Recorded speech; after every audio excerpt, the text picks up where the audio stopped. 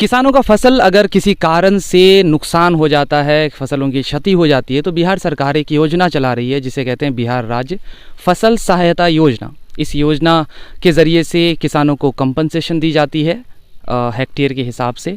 तो इस योजना के बारे में किसान खुद, जो आम किसान है, जो थोड़े मोड़े ज़मीन पर खेती करते हैं और अपना दिन रात एक करके मेहनत करते हैं, उन किसानों तक इस योजना की जानकारी कितनी है और क्या उन लोगों ने ऑनलाइन किया है इस योजना का लाभ लेने के लिए, इसे जानने के लिए हम पहुंच चुके हैं खेतों की तरफ। और हमें एक किसान दिखा जो अपने खेत को बचाने के लिए जद्दोजहद कर रहे हैं। इनसे जानते हैं पहले और इसके बाद हम लोग आगे की जो तौर तरीके हैं, किस तरह से ऑनलाइन करना है, कैसे इसका लाभ मिलेगा, उस पर भी चर्चा करेंगे।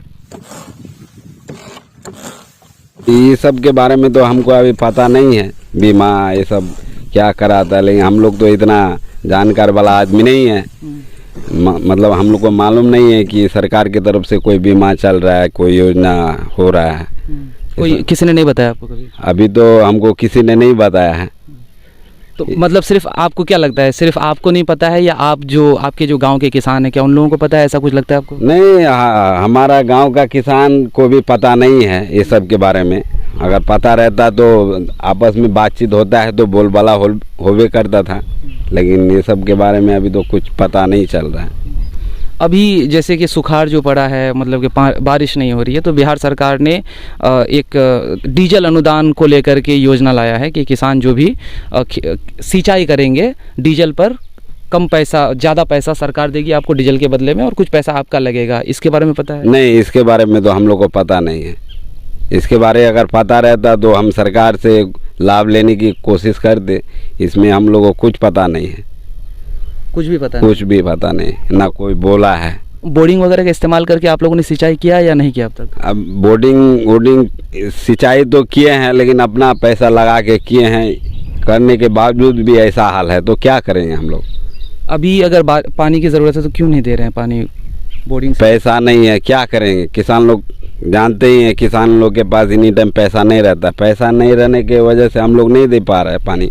कितना खर्च आ जाएगा अगर 8 बीघा में आप अभी, जैसे सूखा का मौसम है, बारिश नहीं हो रही है, तो अगर अभी आपको दोबारा सिंचाई करना पड़े खेत को बचाने के लिए, तो कम से कम कितना खर्च आ जाएगा पूरा? अगर 8 बीघा में अगर सिंचाई करे तो कम से कम अभी 5 से 6 हज़ार रुपया पड़ जाएगा। तो हम लोग कहाँ पैसा पाएंगे। हम लोग का तो कोई बैंक बैलेंस नहीं है, इसी से खाते हैं, निर्भर है इसी में। अब मकई लगाए अगले बार, इसी बार पूरा पत्थर उतर होके पूरा मकई बर्बाद कर दिया। 4 बीघा मकई में 10 किलो भी मकई नहीं हुआ। उसका भी आप लोगों ने बीमा नहीं करवाया था? नहीं, उसका हम लोगों को मालूम ही नहीं था, तो क्या बीमा करवाएं। तो अगर मालूम हो तो आप लोग जागरूकता के साथ हर बार करिएगा? नहीं, अगर हम लोग को मालूम होगा तो हम लोग हर बार करेंगे, क्यों नहीं करेंगे। मालूम ही नहीं है तो क्या करें। हम मालूम रहता तो हम लोग बीमा कर देते, और ना हम लोग को कोई डीजल अनुदान मिलता है, ना कुछ नहीं मिलता है। क्या करें, हम लोग कितना लगाएं। ज़मीन आपकी अपनी है? हाँ, ज़मीन अपनी है मेरा। क्या नाम बताया आपने? कोकिल कुमार पंडित।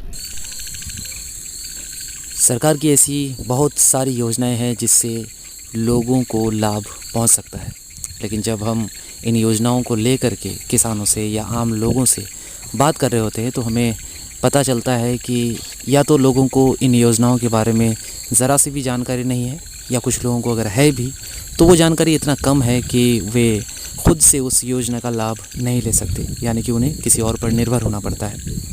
ऐसे में इस असलियत को हमें समझते हुए, चाहे वो पंचायत स्तरीय जनप्रतिनिधि हो या जो भी हो, दिन भर में दसों तरह के पोस्ट करते हैं। सक्रिय सदस्य भी जो सोशल मीडिया में एक्टिव रहते हैं, कई तरह के पोस्ट करते हैं।